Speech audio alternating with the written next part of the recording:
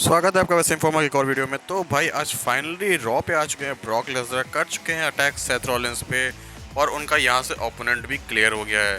तो बहुत कुछ इस वीडियो में तो लास्ट तक बने रहेगा। तो आज फिर से सेथ रॉलिंस आते हैं अपने सारे मास्टमैन को लेकर। और भाई आज अब चीज़ नोटिस करना, जब उनका नाम आता है उससे पहले एक ना मास्टमैन की इमोजी आने लगी है। तो काइंड ऑफ करेक्टर यहाँ पर ऐड कर दिया गया है सेथ रॉलिंस का। और इसके बाद सेथ रॉलिंस बोलते हैं कि देखो यार, ये बात तो बिल्कुल दिमाग में ठान लो कि अगर मैं विजन को बना सकता हूँ तो मैं विजन को ख़त्म भी कर सकता हूँ और मैं वही करूँगा। और यकीन करो, मुझे बिल्कुल फ़र्क नहीं पड़ता है कि तुम ब्रॉन ब्रेकर और ब्रॉन्सन रीड के पीछे छुपे हो या अगर तुम ऑस्टिन थ्योरी और लोगन पॉल जैसे चौकीदारों के पीछे छुपे हुए हो।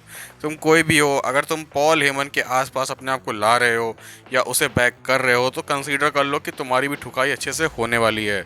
और इसके बाद क्या था, इसके बाद सेथ रॉलिंस यहाँ पे बोलते हैं कि भाई उनके पास अल्टीमेट सेटिस्फेक्शन है कि उन्होंने चेयर मारी है पॉल हेमन के और स्टॉम्प किया है उनका हेड यहाँ मैट पर।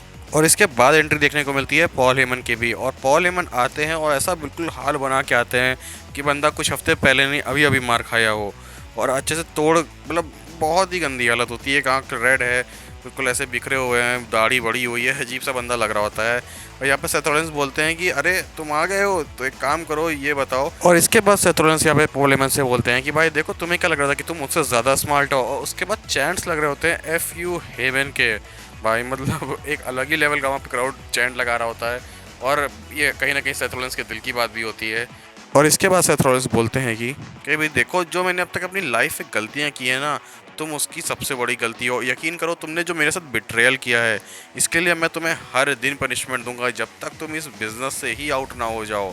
तो मतलब अच्छी खासी चेतावनी यहाँ पर हमारे सेथ रॉलिंस ने दे दी होती है। और इसके बाद पॉल हेमन बोलते हैं कि देखो, मैं यहाँ बिल्कुल आना नहीं चाहता था और जो तुम्हारा ये हेटफुल प्रोमो है इसको इंटरप्ट भी नहीं करना चाहता था। लेकिन सीधी बात है यार, यहाँ पर पहले तुमने मेरे साथ F किया, अब मैं तुम्हारे साथ F कर रहा हूँ। मतलब वो यहाँ पर एक दूसरे की लेने की बात कर रहे होते हैं। और इसके बाद वो बोलते हैं कि FA FO FA FO। और जब तीसरी बार वो FA FO बोलने जा रहे थे तो वो O नहीं बोलते हैं। वो इतने प्यारे तरीके से, तो अच्छे तरीके से बिल्कुल राइम करते हुए बोलते हैं F5।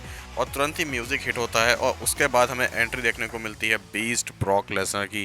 ब्रॉक लेसनर आते तो हैं यहाँ पर, लेकिन इसके बाद तो घमासान बिल्कुल चालू होने वाला होता है। सारी सिक्योरिटी घेर रहती है सेथ रॉलिंस की उन्हें। और बट इनको हमें पता था यार कि इनका कुछ नहीं होने वाला, जस्ट ये पेले जाएंगे। और यही होता है, एक के बाद जो एक बार तोड़ैया लगती है। और भाई अब ध्यान देना, जिस बंदे को ब्रॉक लेसनर ने स्टील स्टेप से फेंका है, मतलब भाई मुझे लगता है उसकी बैक की तो ऐसी तैसी हो गई होगी। और इसके बाद वो इन रिंग भी जाते हैं और वहाँ भी तोड़ते हैं सबको, सुप्लेक्स F5 की बारिश कर देते हैं और जा ही रहे होते हैं सेथ रॉलिंस के पीछे। बट तभी आउट ऑफ नोवेयर लाइट जाती हैं। अब लाइट जाती हैं तो अंडरटेकर का म्यूजिक यूजुअली पहले बजता था, बट अब बजता है ओबा फेमी का। ओबा फेमी आते हैं और क्या क्राउड उन्हें चैंट्स लगा रहा होता है। आई थिंक ये वो चैंट्स हैं जो ब्रॉक लेसनर के सामने गोल्डबर्ग के लिए लगते थे, ये वो वाले चैंट्स थे। तो इसको सुनकर कहीं ना कहीं ब्रॉक लेसनर थोड़ी एक्टिंग कर देते हैं डरने की। और इसके बाद हालांकि दोनों जाइंट जैसे ही सामने आते हैं, सेथ रॉलिंस थोड़ा सा आगे बढ़ते हैं और ब्रॉक लेसनर पीछे भागते हैं उनको मारने के लिए। और सेथ रॉलिंस नीचे से निकल लेते हैं और इसके चलते होता है ब्रॉक लेसनर को डिस्ट्रैक्शन। और इसके बाद क्या था, इसके बाद बहुत ही स्मूथली उठाते हैं ओबा फेमी ब्रॉक लेसनर को अपने कंधे पे और इतनी ऊपर से वो लगाते हैं इतना तगड़ा वाला पावर बॉम्ब कि उसके बाद ब्रॉक लेसनर पड़े रहते हैं। और उसके बाद ब्रॉक लेसनर यहाँ पे क्या करते हैं, वो वही काम करते हैं जो ड्रू मैकिंटायर के लिए उन्होंने किया था। वो थोड़ा टीच करते हैं यहाँ पर ओबा फेमी को कि भैया मेरे ऊपर पैर रखो। उसके बाद पैर रखते हैं ओबा फेमी ब्रॉक लेसनर के ऊपर और उसके बाद अपना हाथ दिखाते हैं रेसलमेनिया साइन बोर्ड की तरफ। और यहाँ से हमें कंफर्मेशन हो चुका है, मिल चुका है फाइनली ब्रॉक लेसनर का ओपोनेंट इन रेसलमेनिया, जो कि होने वाले हैं नन अदर देन हमारे ओबा फेमी। तो कि ये मैच भाई मैं कहना चाहूँगा बहुत ही, मैं कहूँगा मनी मैच है और बहुत ही तगड़ा मैच ये होने वाला है। और मुझे अच्छी बात ये लगी कि भाई ओबा फेमी को यहाँ पे डायरेक्टली जितवाना के चक्कर में नहीं जाई WWE, क्या वो डायरेक्टली एकदम से हरा देते हैं तो कहीं ना कहीं थोड़ी बहुत हेट भी उन्हें मिल सकती है। और ब्रॉक लेसनर का भी वो जो ऑरा है ना, वो थोड़ा ढीला ना पड़ जाए, इसके लिए कहीं ना कहीं सेथ रॉलिंस का एंगल भी डाल दिया गया है कि भाई अगर सेथ रॉलिंस यहाँ पे कुछ चुल करेंगे और उसकी वजह से जीत जाएंगे ओबा फेमी, अब इससे कमज़ोर भी नहीं दिखेगा हमारा ब्रॉक लेसनर और ओबा फेमी को भी पुश मिल जाएगा। और साथ ही साथ हम लोग Brock Lesnar versus Seth Rollins की फ्यूड भी आगे देख सकते हैं। तो मतलब काफ़ी अच्छी फ्यूचर प्लानिंग लेके चल रही है अभी WWE ओबा फेमी ब्रॉक लेसनर और सेथ रॉलिंस को लेकर। तो ये चीज़ काफ़ी अच्छी लगी कि एक अच्छी प्लानिंग के साथ चल रही है।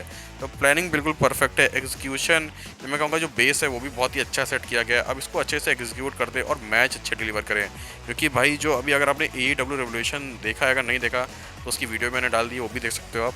तो भाई मतलब अगर आपने उसमें जो मैच हुए हैं उनको देखा है तो एक बार सेट कर दिया गया है। अब WWE को उससे ऊपर ही डिलीवर करना पड़ेगा, ये तो तय है। बाकी देखते हैं WWE डिलीवर कर पाती है या नहीं, ये तो हमें रेसलमेनिया में ही पता चलेगा।